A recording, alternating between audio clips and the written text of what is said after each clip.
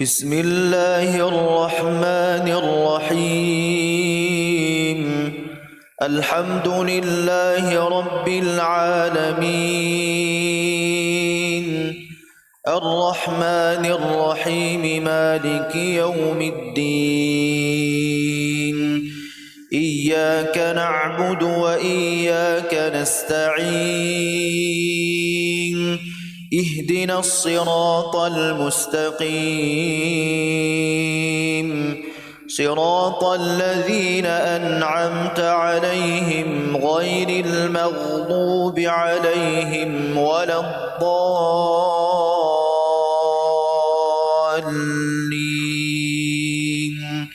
آمين.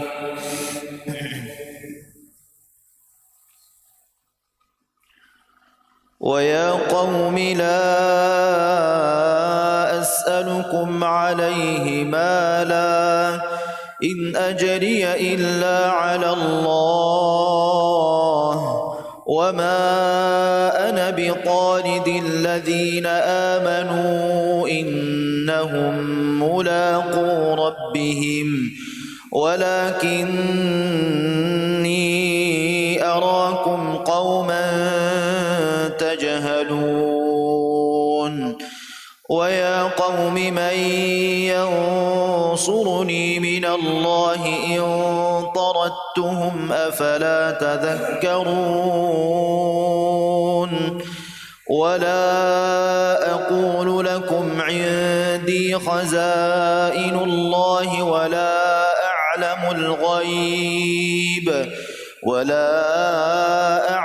الغيب ولا أقول إني ملك، ولا أقول للذين تزدري أعينكم لن يؤتيهم الله خيرا، الله أعلم بما في أنفسهم، إني إذا لمن الظالمين.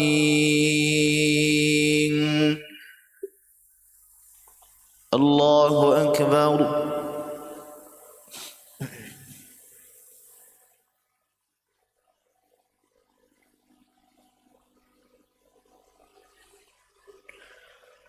سمع الله لمن حمده.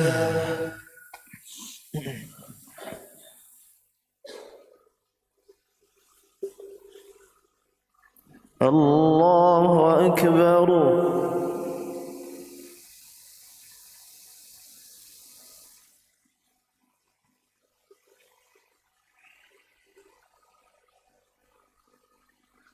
الله أكبر.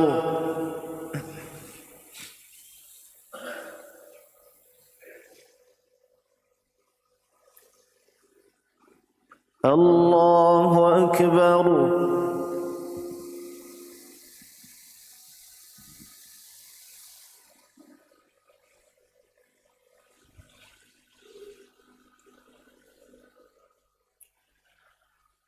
الله أكبر.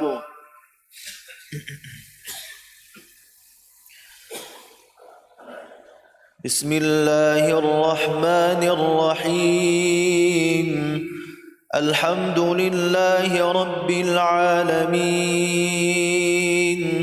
الرحمن الرحيم، مالك يوم الدين. إياك نعبد وإياك نستعين. اهدنا الصراط المستقيم،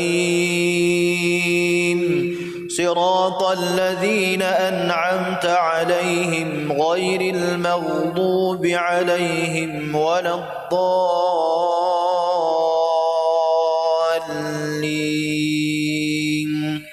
آمين.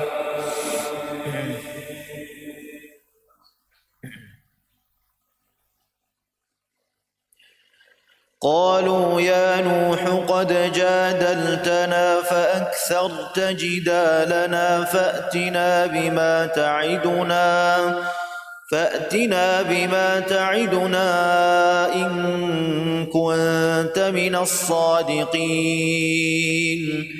قال إنما يأتيكم به الله إن شاء وما أنتم بمعجزين ولا ينفعكم نصحي إن أردت أن أنصح لكم إن كان الله يريد أن يغويكم هو ربكم وإليه ترجعون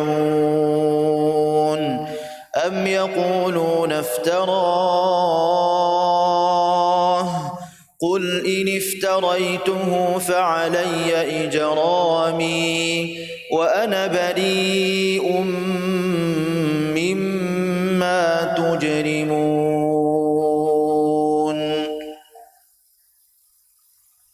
الله أكبر.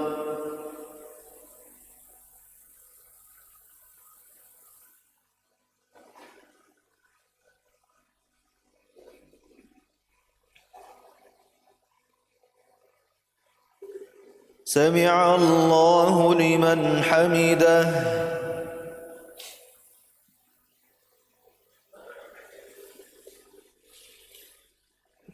الله أكبر.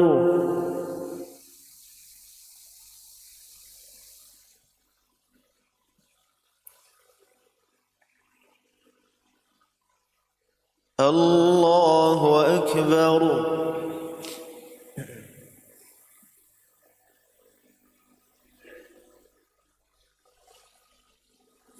الله أكبر.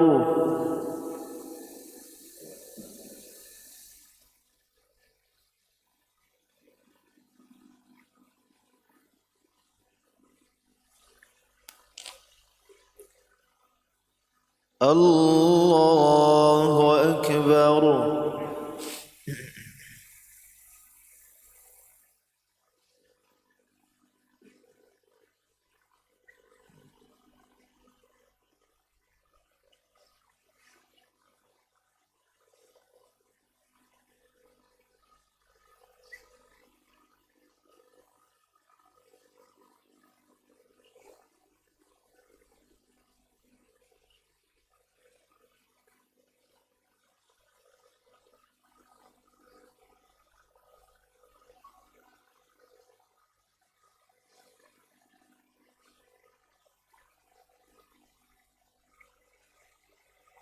السلام عليكم ورحمة الله. السلام عليكم ورحمة الله.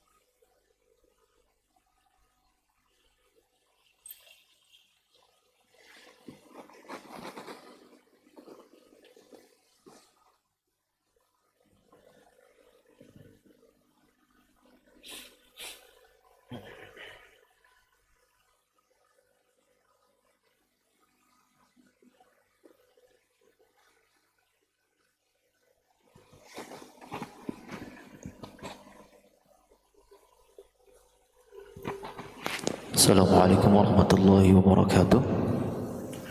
Alhamdulillah wassalatu wassalamu ala Rasulillah wa ala alihi wa ashabihi wa mawalah. Asyhadu an la ilaha illallah wahdahu la syarika lah wa asyhadu anna Muhammadan abduhu wa rasuluhu la nabiyya wa la rasula ba'da. Amma ba'd. Jamaah sekalian yang dimuliakan Allah Subhanahu wa taala, kami informasikan insyaallah kajian pada pagi hari ini bersama dengan pemateri guru kita yaitu Ustaz Bima Abu Khair LC MSc hafizahullah taala dengan tema salatnya musafir. Maka mari bersama-sama kita simak kajian yang akan disampaikan oleh beliau. Demikian informasinya. Assalamualaikum warahmatullahi wabarakatuh.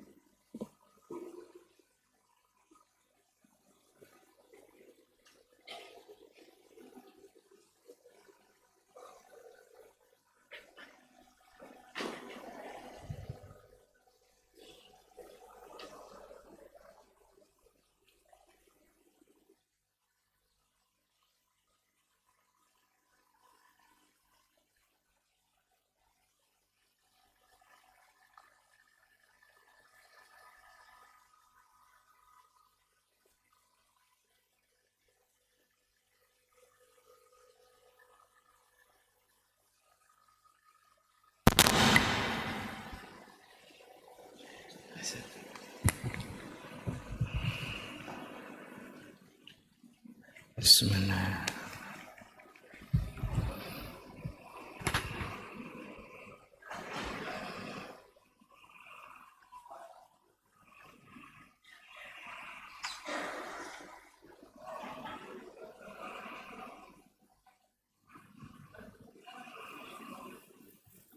Bismillahirrahmanirrahim. Assalamualaikum warahmatullahi wabarakatuh. Alhamdulillahilladzi arsala rasulahu bil huda wa dinil haqq liyudhhirahu 'alad dini kullihi wa kafa billahi syahida. Wassalatu wassalamu ala asyrafil anbiya'i wal mursalin sayyidina wa maulana Muhammadin wa ala alihi wa ashabihi ajma'in, amma ba'du. Yang saya hormati, yang saya ta'zimi para pengurus DKM Masjid Al-Ihsan, para jamaah salat subuh yang hadir di pagi hari ini. Alhamdulillah, bersyukur kita kepada Allah Subhanahu wa taala, di pagi yang berbahagia ini kita bisa hadir untuk melaksanakan salat subuh berjamaah. Kemudian kita lanjut sejenak thalabul ilmi, mencari ilmu. Rasulullah sallallahu alaihi wasallam bersabda, "Man salaka tariqan yaltamisu fihi ilman, sahalallahu lahu bihi tariqan ilal jannah." Orang yang menempuh perjalanan untuk mencari ilmu, maka akan dimudahkan jalannya menuju ke surganya Allah Subhanahu wa taala. Insyaallah di pagi hari ini, terima kasih, kita akan belajar tentang sholatul musafir, sholatnya orang yang sedang bepergian. Kenapa Ustadz membahas tentang sholat musafir ini? Karena ini musim liburan. Ustadz Teguh mau ke Malaysia kayaknya, Masya Allah. Kayaknya beda enggak? Kalender liburan Malaysia sama Indonesia sama apa? Beda? Beda. Oh, akhir tahunnya Malaysia apa? Akhir-akhir yuk sama berarti Juni ya? Juni Juli kan? Oh iya.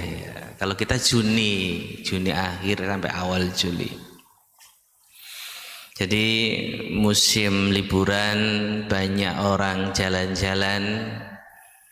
Alhamdulillah, kayaknya jamaah Masjid Al Ihsan ini berkurang, saya kira sedang ke Bandung kayaknya ini, Masya Allah. Kita harus paham Bapak Ibu yang dirahmati oleh Allah bahwa safar itu adalah satu momentum kita diberikan oleh Allah waktu yang mustajab untuk berdoa. Ya. Jadi kalau Bapak Ibu bertanya, Ustadz, salah satu waktu yang mustajab untuk berdoa apa? Salah satu waktu yang mustajab untuk berdoa adalah ketika kita sedang dalam keadaan safar, dalam keadaan bepergian. Saya mau ajarin Bapak Ibu gimana caranya doa waktu bepergian. Ya, makanya saya itu kalau acara rihlah jalan-jalan itu jarang diajak sama teman-teman. Gak asik ngajak Ustadz nih, gak asik. Disuruh doa mulu katanya. Tapi memang safar itu waktu yang mustajab untuk berdoa. Contoh, Bapak waktu safar ngelihat rumah yang begitu indah sekali, ya, yang mungkin Bapak Ibu belum temukan di Bekasi ini, ya. Maka berdoalah, nas'alullaha min fadlihi. Ya Allah, aku pengen rumah yang besar ini berikanlah dengan apa? Anugerahmu. Tetapi ketika Bapak Ibu safar kemudian melihat sesuatu yang enggak bagus, ya, Bapak kalau safar itu kan macam-macam ketemunya, ya. Kadang ada orang, mohon maaf ya, enggak bisa berjalan, enggak bisa ini, ya. Itu juga kita meminta pertolongan dari Allah, semoga kita dijauhkan dari hal tersebut. Jadi safar itu selalu melihat, kalau melihat sesuatu yang baik kita minta sama Allah, kalau kita melihat sesuatu yang buruk kita isti'adzah, meminta perlindungan dari hal tersebut.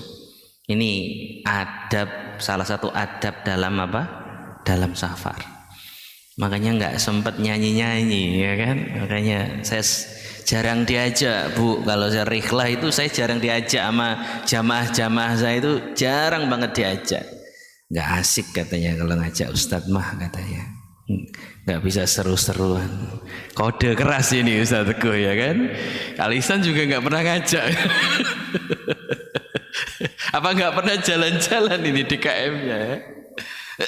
Jadi sayang ketika safar itu keistimewaannya kita nggak raih. Tapi ironisnya, ini ironis, orang yang safar banyak banget yang meninggalkan sholat. Nah ini, ya, saya nggak mau suuzon, tapi ya gimana gitu, ya kan. Ketika saya naik bus naik kereta dari Gambir menuju ke Surabaya, ya, satu gerbong itu berapa persen yang sholat? Nah, ini sesuatu yang harus kita renungi, ya. Atau Bapak Ibu melihat orang kerja di daerah Kuningan, Jakarta Pusat, ya, rumahnya ada di Depok, Sawangan, nah, rumahnya ada di Bekasi yang mana itu, yang masuk banget. Pulang kerja dia jam 5 sore, nyampe rumah jam berapa, Pak? Habis isya, kadang pas isya. Terus maghribnya gimana? Ya. Atau ini Ustadz Umar nonton Piala Dunia ke Amerika, Masya Allah, amin amin amin amin amin. Kira-kira orang satu stadion itu kalau waktu sholat pada sholat atau enggak kira-kira? Kalau orang Islam ya, kalau enggak orang Islam enggak kita omong, ya. Atau enggak usah ke nonton Piala Dunia lah, ke GBK aja. Ya, Indonesia lawan mana? Spanyol sama. Indonesia lawan Spanyol. Ya. Ininya take off-nya istilahnya ya. Mulainya itu maghrib. Kan nggak mungkin pas maghrib kita masuk. Biasanya sebelum maghrib kita udah masuk. Terus sholat maghribnya bagaimana? Boleh nggak Bapak Ibu menjamak sholat maghrib dengan isya karena nonton bola? Boleh atau tidak? Ini yang jawab boleh penggemar bola kayaknya ini. Inilah yang harus kita pelajari. Kita harus pelajari betul tentang sholatnya orang yang seperti itu. Sholatnya orang yang bekerja di Kuningan tapi di Jakarta Pusat tapi rumahnya di Depok atau di Bekasi Utara yang masuk di pedalaman, ya, atau sholatnya orang yang sedang nonton bola ataupun sholatnya orang yang sedang ke Bandung, ya. Ini harus kita pahami karena jangan sampai safar yang sebenarnya waktu yang mustajab untuk berdoa, tapi kita malah meninggalkan ibadah penting yaitu apa? Sholat. Bahkan saya pernah ketika saya berangkat umroh, ada orang berangkat umroh di atas pesawat nggak sholat, Pak.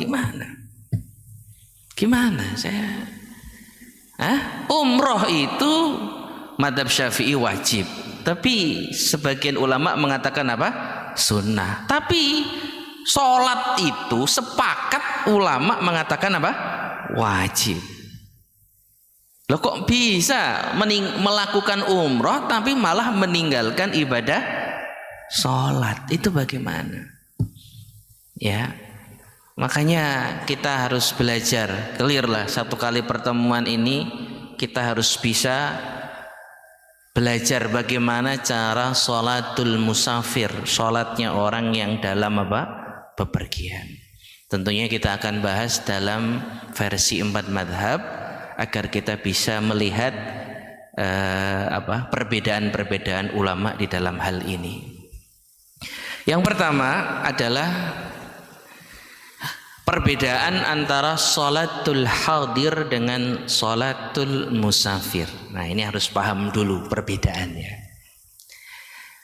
Karena ada orang yang musafir saja itu sama. Ya, saya pernah ikut satu rombongan.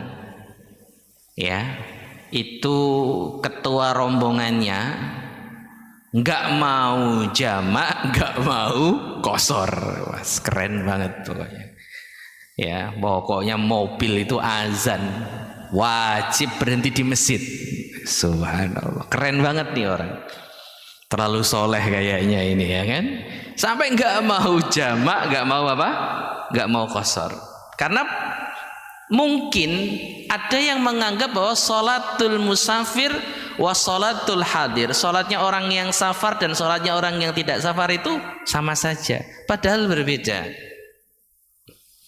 Ya, apa perbedaannya? Ada 4. Nah, ini perbedaannya. Yang pertama adalah fi adatir rakaat, di dalam jumlah bilangan rakaatnya.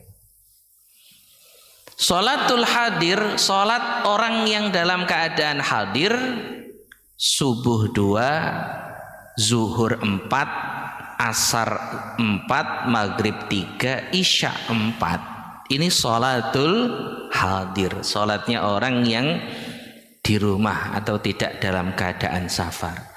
Tapi begitu orang dalam keadaan safar maka dapat diskon 50%. Ya, berarti kalau zuhur 4 jadi berapa? 2. Asar 4 jadi berapa? 2. Maghrib 3 jadi berapa?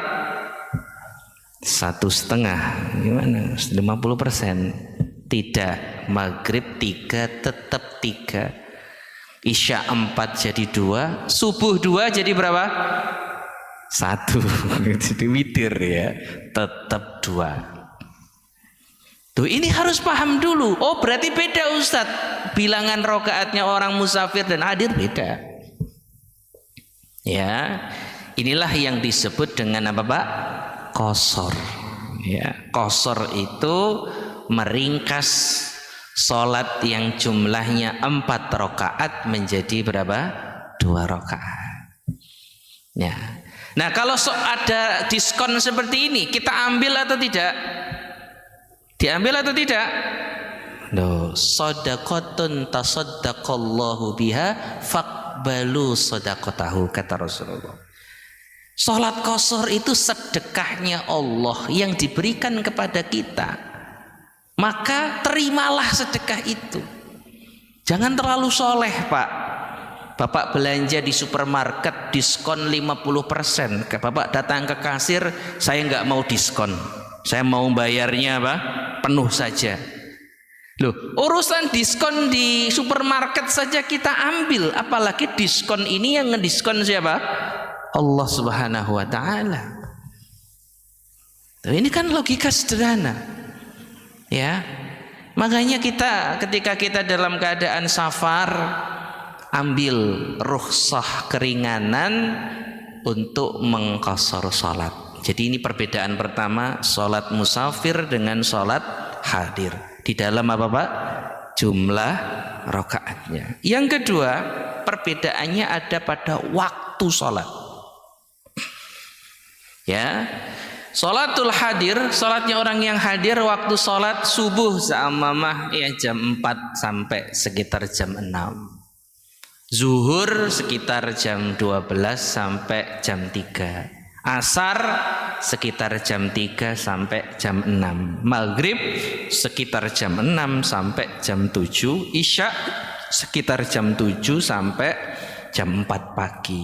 Ini kalau waktu sholatul hadir, sholatnya orang yang sedang di rumah.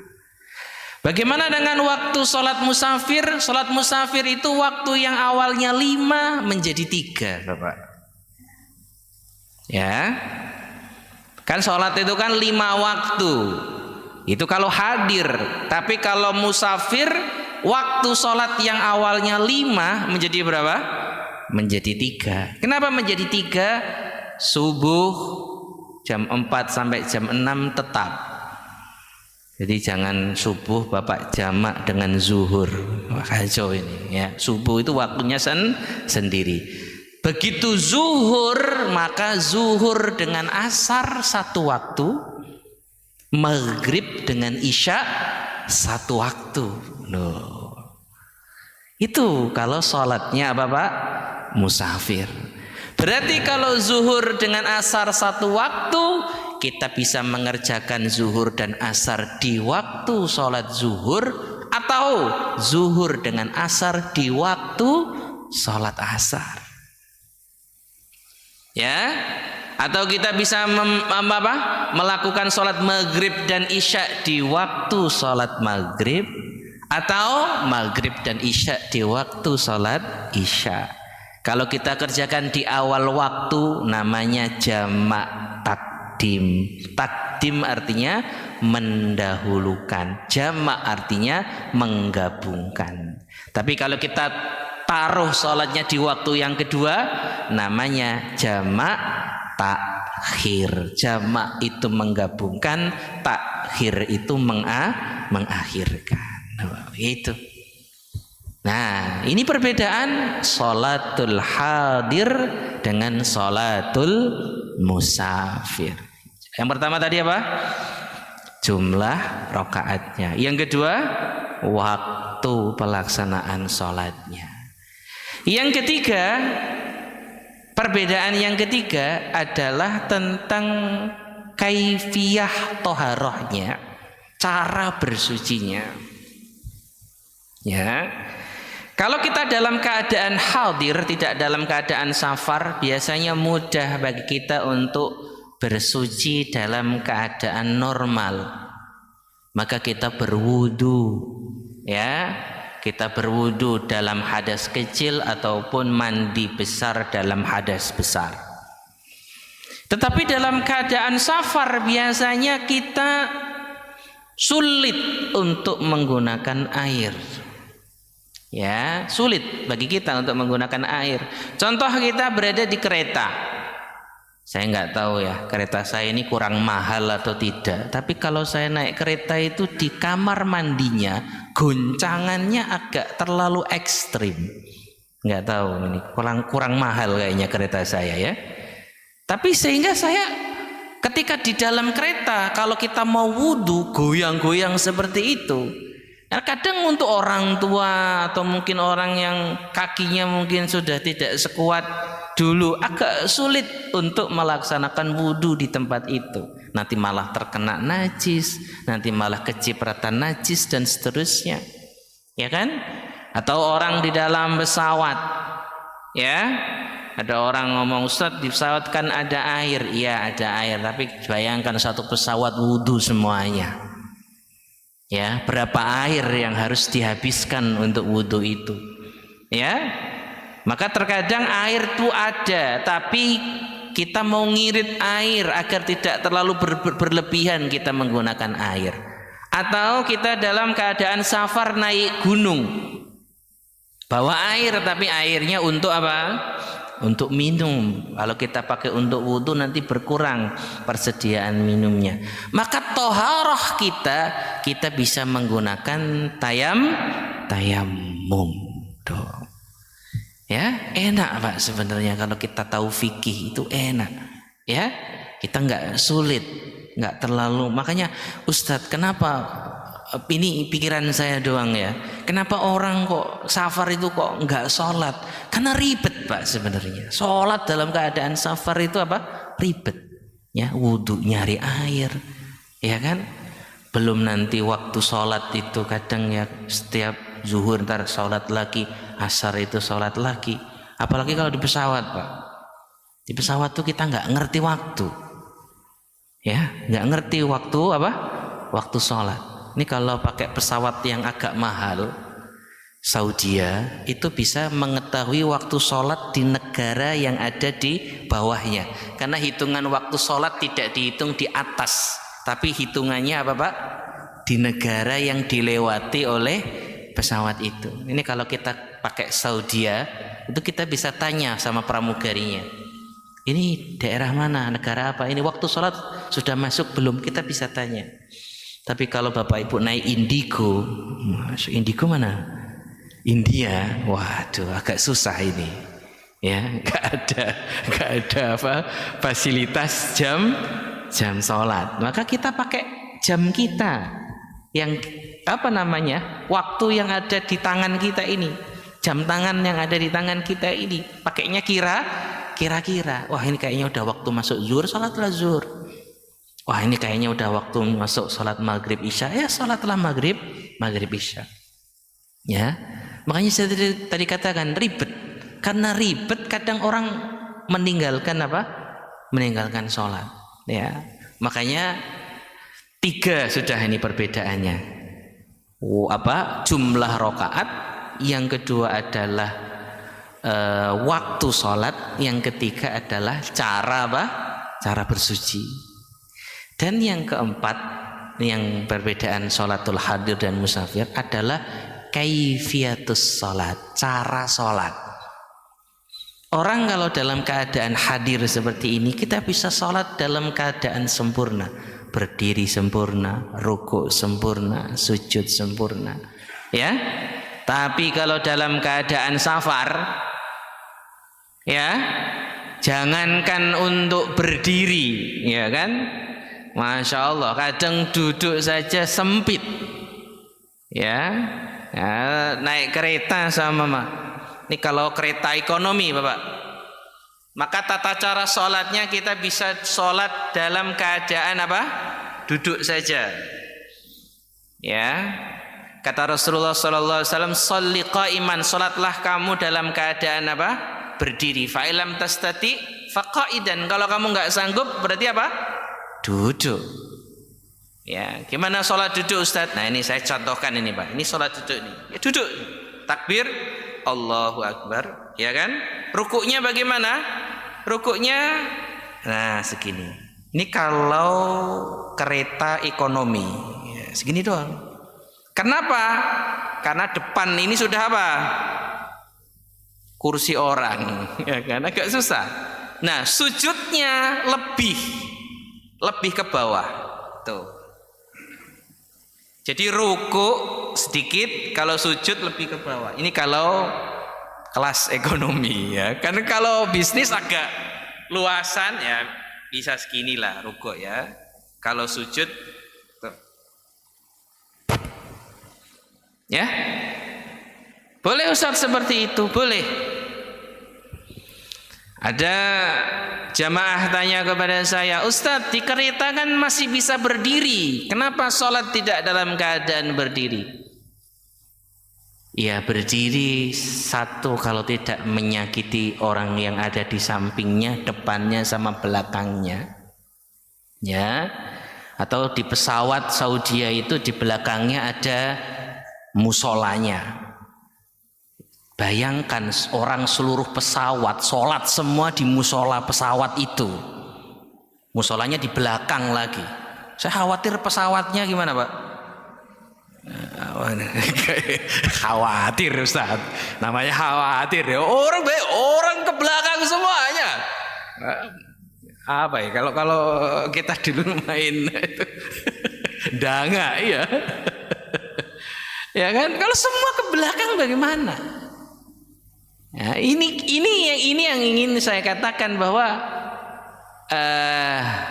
yassiru wa la tu'assiru. Ya permudah, jangan dipersulit. Basyiru wa la tunaffiru. Ya kan?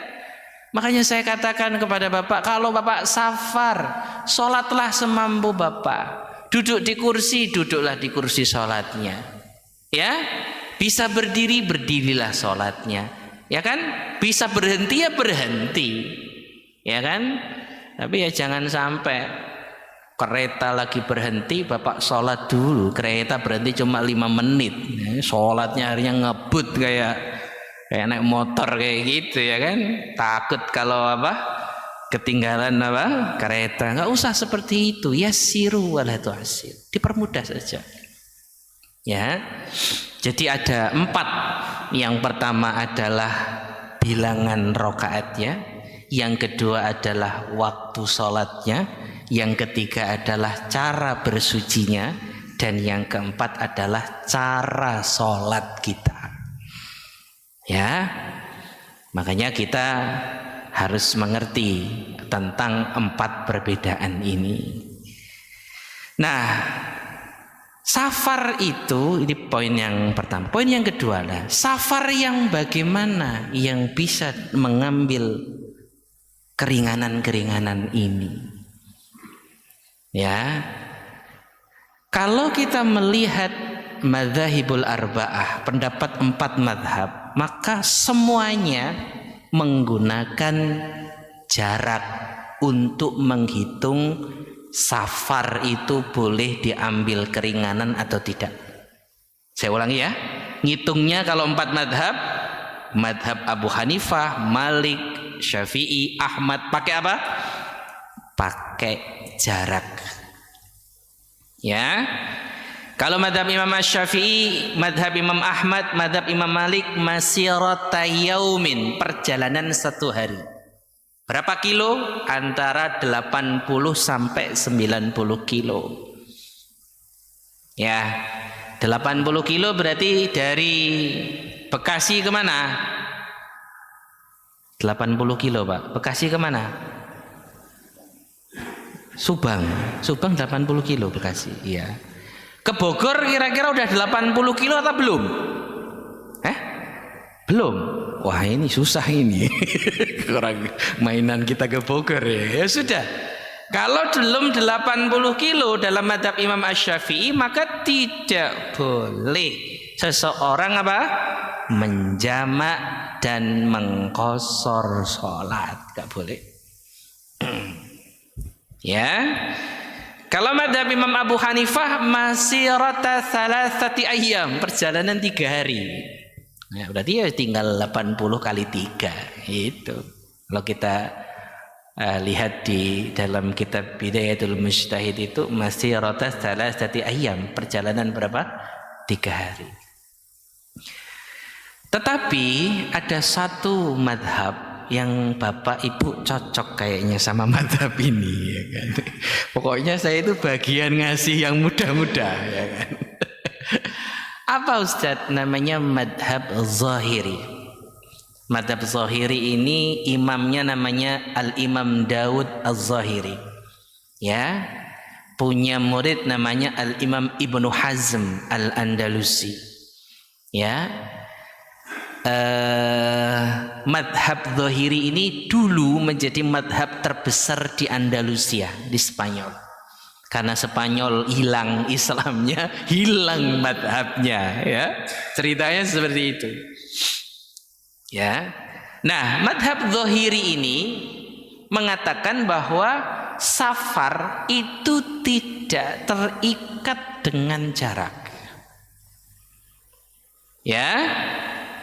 Musammas safar, dinamakan sebuah safar tidak dihitung dari jarak, tapi dihitung dari masyaqqah, kesulitan ketika kita melakukan perjalanan itu, ya. Maka ketika Bapak mau ke Pasar Senen, masuk tol, di sini tol apa? Becahayu. Wah, ini nama tolnya unik, ya. Kalau yang bikin agak unik orangnya, ya kan, ya kan? Becahayu, ya.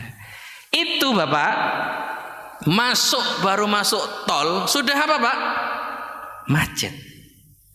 Macet itu masyaqqah. Maka kalau kita mengikuti madhab Al-Imam Daud Al-Zahiri, kita boleh mengambil rukhsah jamak, bahkan boleh mengambil rukhsah qasar di dalam perjalanan yang kita menemui apa? Kesulitan. Apalagi kalau Bapak ke tempat kami, ke Tanjung Priok, Masya Allah, ini Ustadz Umer sampai hijrah ke sini gara-gara nggak betah di sana. Kita musuhnya kontainer itu, Pak. Subhanallah. Dan supir kontainer ini agak lain, Pak. Jangan samakan supir kontainer ini sama dengan supir-supir mobil yang ada di sini. Memang agak berbeda, ya Ustaz. Mukanya agak berbeda, Ustaz, ya kan?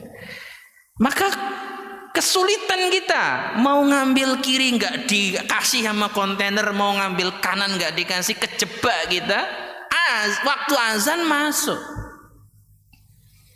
Maka bagaimana Ustadz? Apakah kita boleh menjamak sholat kita? Kalau kita mengikuti Imam Daud Al-Zahiri maka diperbolehkan, karena safar tidak dihitung dari apa? Dari jarak, tapi safar dihitung dari apa? Masyaqqah, kesulitan dalam perjalanan itu. Maka tidak pakai jarak. Yang penting kita safar mengalami kesulitan, jamak qasar. Maka saya berpesan kepada orang-orang yang kerja dari Kuningan ke Depok, dia harus naik MRT, dia harus naik busway, ya, dia harus terjebak di kereta, dia tidak bisa keluar dari kereta itu. Saya katakan, jamak sholatmu, ya kan? Kenapa?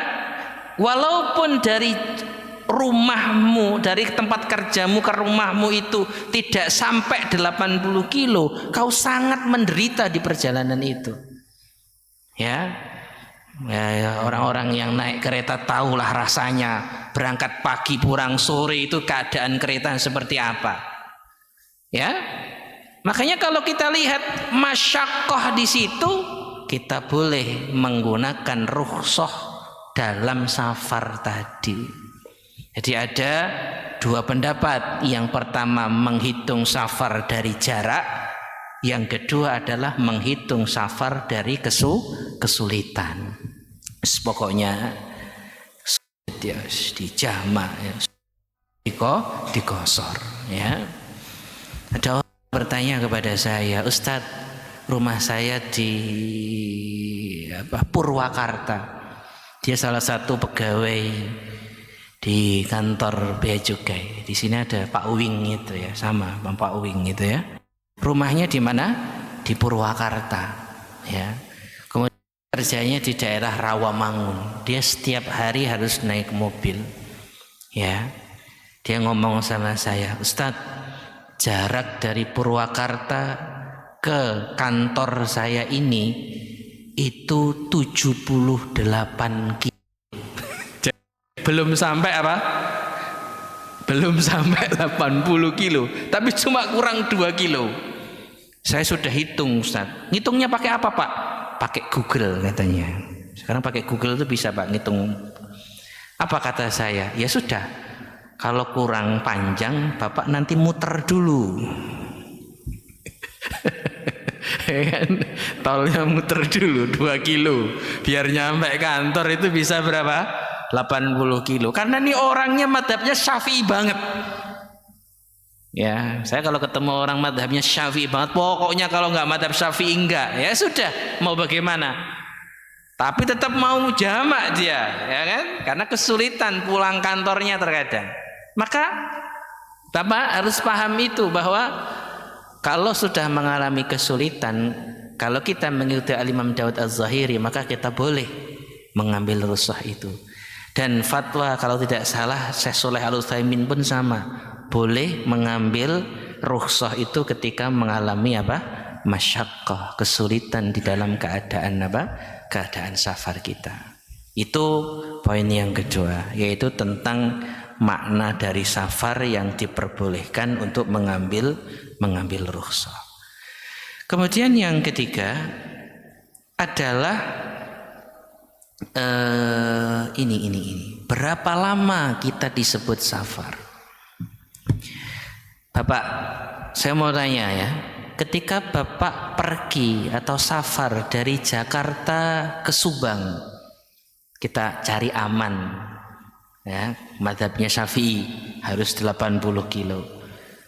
Ketika kita safar dari Jakarta ke Subang, pertanyaannya, safar kita itu ngitungnya waktu naik kendaraan saja atau ketika kita pas di Subang tetap dihitung safar? Nah, banyak orang berpikir safar itu ngitungnya ketika perjalanannya saja. Tidak, Bapak. Safar itu walaupun kita sudah nyampe Subang, kita masih dihitung musafir selama kita tidak niat mukim di sana. Berapa batasan mukim, Ustaz? Batasannya adalah 4 hari dalam mazhab Syafi'i. Ya, saya baca dalam perbandingan mazhab itu ada lebih 20 pendapat dalam hari ini. Tapi maksimal yang saya lihat itu bisa sampai 18 hari. Jadi Bapak pulang kampung dari Jakarta ke Makassar, di Makassarnya itu seumpama kira-kira masih 1 minggu 2 minggu, itu masih bisa kita mengambil rukhsah kalau kita pakai fikih perbandingan madhab. Tapi kalau kita madhabnya Syafi'i, maksimal kita di Makassar berapa hari? 4 hari. Setelah itu sudah tidak dihitung sebagai apa? Musafir. Ya, Ustadz, kalau naik pesawat balik lagi ya musafir lagi. Maksudnya di tempat itu saja. Kita dihitung mukimin itu kalau tidak bepergian dari tempat itu selama 4 hari dalam mazhab Syafi'i. Ya, ada yang 3 hari, ada yang 4 hari. Nah, kenapa ada ulama yang mengatakan sampai 18 hari? Karena ada riwayat, Bapak. Riwayat aqama Rasulullah sallallahu alaihi wasallam di Makkah. Nabi itu ketika haji wada itu mukim di Mekah selama 18 hari, beliau menjamak sholatnya. Loh, ini riwayatnya. Iya, makanya tidak dibatasi berapa? 4 hari. Ada yang membatasi sampai berapa? 18 hari. Ya, maka kita harus tahu, oh ternyata ada beberapa pendapat, ya. Jadi perbedaan ulama berapa hari Nabi mukim di Mekah pada waktu haji wada, pada waktu Fathu Mekah, Inilah yang menjadi perbedaan. Karena selama Nabi mukim di Mekah, tinggal di Mekah, waktu haji wada atau fathu Mekah, itu ada yang mengatakan sampai 15 hari, ada yang mengatakan 17 hari, bahkan ada yang mengatakan 18 hari, ya. Sehingga itulah yang dijadikan patokan berapa lama orang itu dihitung sebagai mukimin, orang yang tinggal di suatu tempat setelah kita melaksanakan apa? Melaksanakan safar. Ya. Makanya kalau antum ikut mazhab Syafi'i ya 4 hari batasannya. Tapi kalau antum mengikuti pendapat yang lain, ya, maka Bapak bisa mengambil pendapat sampai di 18 hari. Bahkan saya pernah mendapat kabar saudara-saudara kita Palestina, teman-teman kita Palestina yang ditahan di yang ditahan oleh tentara Israel itu, mereka selama di penjara, mereka sholatnya itu jamak dan qashar, ya, selama di penjara, karena mereka tidak pernah meniatkan mukim di tempat itu, ya. Jadi saya juga mendengar seperti itu. Makanya ya, ala kulli hal kita bisa mengambil pendapat madhab Imam Syafi'i maksimal di 4 hari, atau dalam perbandingan madhab bisa sampai 17 hari, 15 hari, sesuai dengan tadi ya hadis tentang berapa lama Nabi Muhammad SAW mukim di Mekah. Karena beliau selama mukim di Mekah itu ya jamak terus qashar terus, Pak. Ya gimana? Ya, ini menjadi dalil berapa lamanya. Kemudian tentang perbedaan jamak dengan qashar, perhatikan Bapak ya. Jamak dengan qashar itu perbedaannya, kalau qashar itu lebih sulit. Lebih sulit dalam artian syaratnya lebih kompleks. Tapi kalau jamak tidak. Ya. Masalah jamak, kalau Bapak Ibu bertanya dalil, maka yang pertama, jamak itu diperbolehkan ketika safar. Itu yang pertama. Yang kedua, jamak sholat itu diperbolehkan ketika hujan. Ini ada dalilnya dua hal ini. Ya, tapi Ustadz Umar jangan diamalkan. Nanti masjid ini jadi aneh. Ya, jadi sebenarnya Bapak kalau sholat maghrib, ya nggak tahu Ustadz Teguh ini berani ngamalin ini apa enggak ya kan? Sholat maghrib kita tahu dalam madhab Syafi'i, dalam madhab Syafi'i juga seperti ini Ustadz Teguh. Sholat maghrib kita salam, assalamualaikum, assalamualaikum, sholat maghrib. Kemudian apa Pak? Turun hujan. Itu kita boleh apa? Jamak dengan isya. Madhab Syafi'i boleh. Hujan deras, gerimis ya enggak? Hujan deras, itu boleh. Berani Ustadz Umar. Langsung komat lagi, gitu. Oke, tinggal Ustadz Teguh.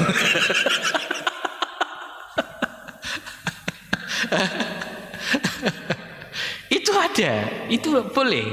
Jadi jamak itu lebih mudah dari mengambil rukhsah jamak, lebih mudah daripada apa? Qashar. Ya. Ini. Nah, kalau qashar nggak boleh. Uzan terus di qashar itu nggak boleh. Tapi kalau jamak itu diperbolehkan. Jadi ya sudah. Waktu sholat zuhur sama mama, ya sholat zuhur kita jamaah di assalamualaikum, assalamualaikum apa? Hujan, nah sudah dijamak dengan apa? Dengan asar, boleh. Jadi yang ada dalilnya itu apa tadi? Safar dengan apa? Hujan. Nah, bagaimana dengan orang sakit? Nah, ketika kita memakai kias, kita kiaskan orang yang sakit dengan orang yang mengalami kesulitan hujan atau kesulitan safar, maka diperbolehkan menjamak sholat ketika kita dalam keadaan sakit.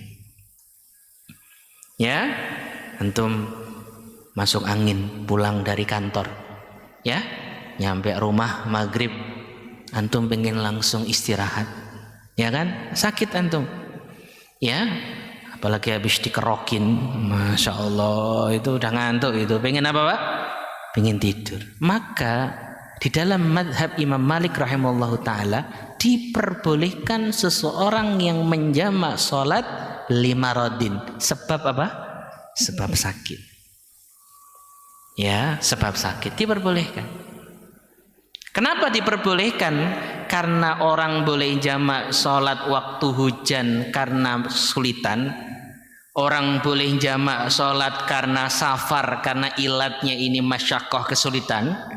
Maka orang juga boleh menjamak sholat ketika dia dalam keadaan sakit, ilatnya sama, karena merasa apa? Kesulitan. Lalu bagaimana dengan nonton bola? Nah, ini gimana ini nonton bola ini? Ada kesulitan nggak nonton bola untuk sholatnya? Pendukung timnas Indonesia, ada kesulitan nggak? Saya tidak berani berfatwa karena ini direkam, nanti viral, saya disalahin orang banyak, ya kan? Intinya Bapak, kalau Bapak menganggap itu bisa memakai kias ke situ, ya bisa. Tapi kalau Bapak mengatakan itu tidak bisa memakai kias, maka ya nggak bisa. Itu, ya. Sama juga saya sering ditanya orang yang menikah, sering ya Pak ya? Orang yang nikah, apa namanya itu? Resepsi. Nah, sering saya ditanya itu, Ustadz, kita resepsi, kalau kita wudhu gimana? Luntur Pak. Apanya yang luntur? Bedanya, ya kan? Apakah boleh kita menjamak sholat? Jadi sebelum di make up, apa Pak? Sholat jamak dulu, ya, atau di jamak takdim atau di jamak takhir. Ya kalau kita kantum kalau nanya dalilnya ya nggak ada dalilnya. Karena nasorihnya itu hanya dalam safar dan juga dalam keadaan hujan. Tapi kalau antum menganggap itu bagian dari kias, ya boleh-boleh saja. Tapi kalau antum tidak sesuai, ini nggak sesuai dengan kias, ya nggak boleh. Artinya begini, apakah masyakoh lain selain safar dengan hujan itu bisa disamakan dengan safar dengan hujan atau tidak? Ini yang menjadi perbedaan apa? Perbedaan ulama, ya. Makanya saya cuma berpesan, ayo biasakan sholat ketika di atas kereta, di atas pesawat, di safar apapun. Jangan pernah meninggalkan apa Pak? Meninggalkan sholat. Fattaqullaha mastata'tum. Bertakwalah kepada Allah semampu kalian. Yassiru wala tu'assiru. Permudah, jangan apa? Persulit. Yuridullahu bikumul yusra. Allah ini menghendaki apa? Kemudahan. Wala yuridu bikumul usra. Saya berharap setelah pertemuan ini sudah tidak ada lagi alasan kita meninggalkan sholat dalam keadaan apa? Keadaan safar. Itu intinya. Taib, ada pertanyaan Bapak Ibu? Silakan.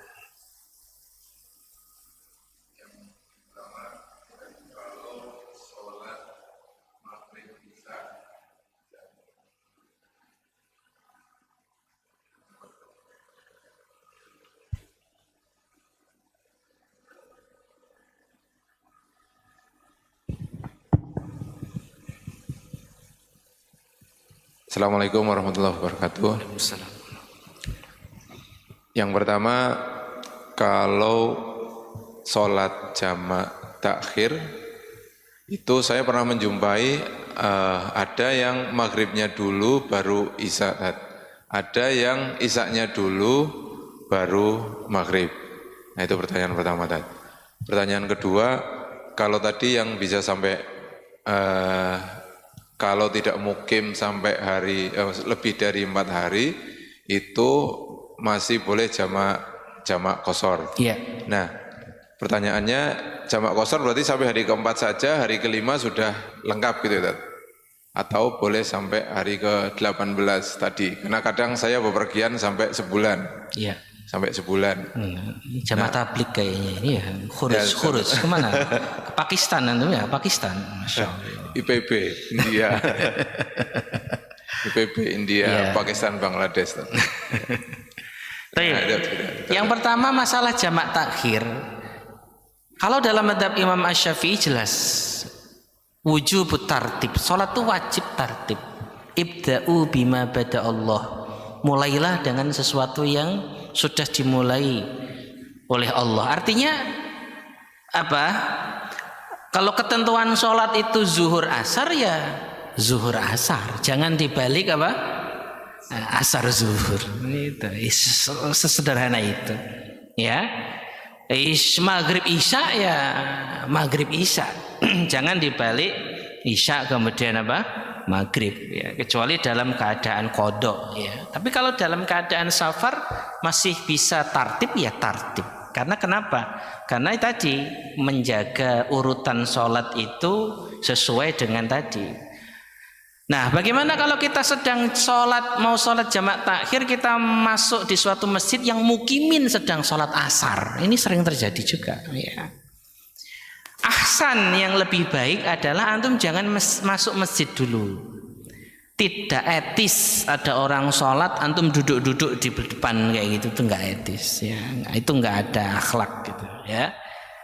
Terus ditegur, kok kamu nggak ikut sholat? Oh, saya musafir. Kalau antum musafir nggak mau ikut sholat, di luar dulu. Selesai sholat antum baru apa? Masuk masjid ya. Karena kenapa? Karena kita mau jamak sholat, kita mau qashar sholat, maka kita tidak sholat bareng mukimin, orang-orang yang mukim di tempat itu. Sehingga waktu mukimin sholat antum jangan masuk di masjid dulu ya.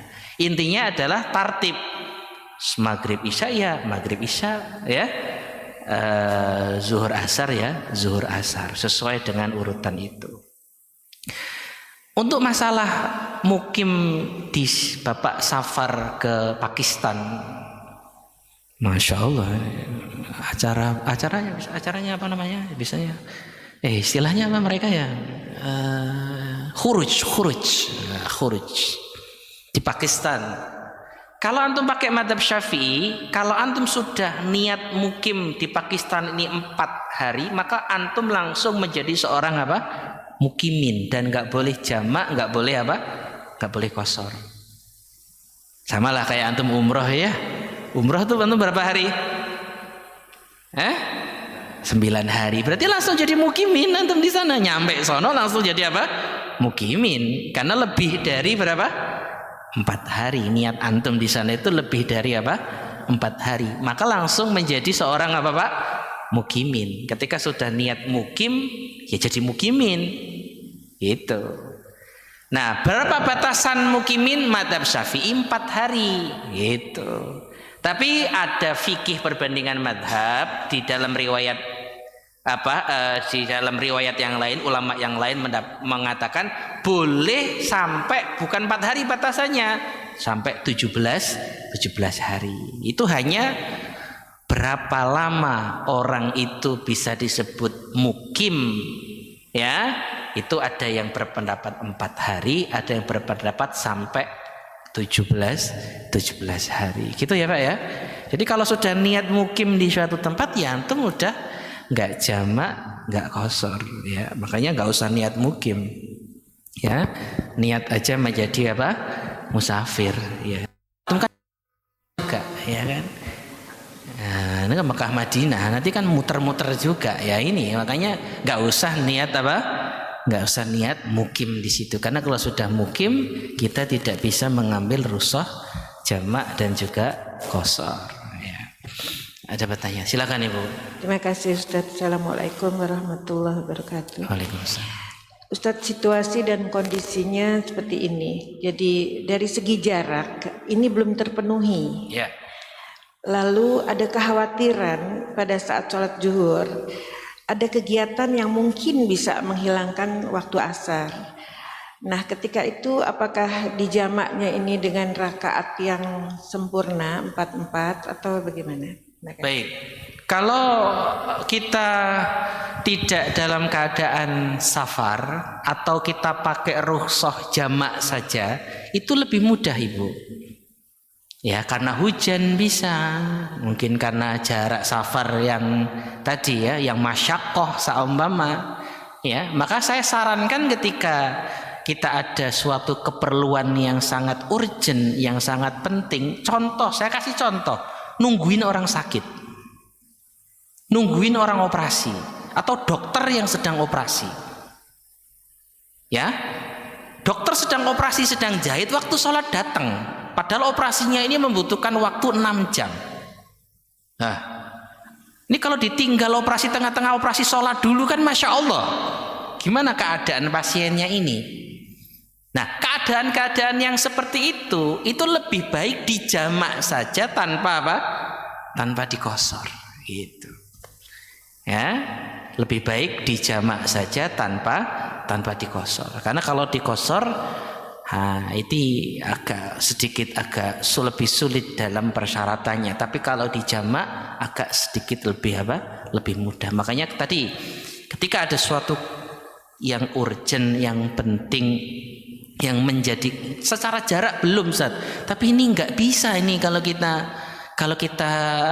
tinggalin pekerjaan ini nggak bisa, seperti dokter yang sedang operasi, atau bahkan kita sedang nungguin orang yang sedang di IGD yang tidak mungkin kita tinggal dan seterusnya, ya, maka saya sarankan kita menjamak tanpa mengkosor. Ya, itu saja. Silakan. Ya. Iya. Apakah boleh mencampur adukan mazhab? Masya Allah, ini baik, ini bagus banget pertanyaannya.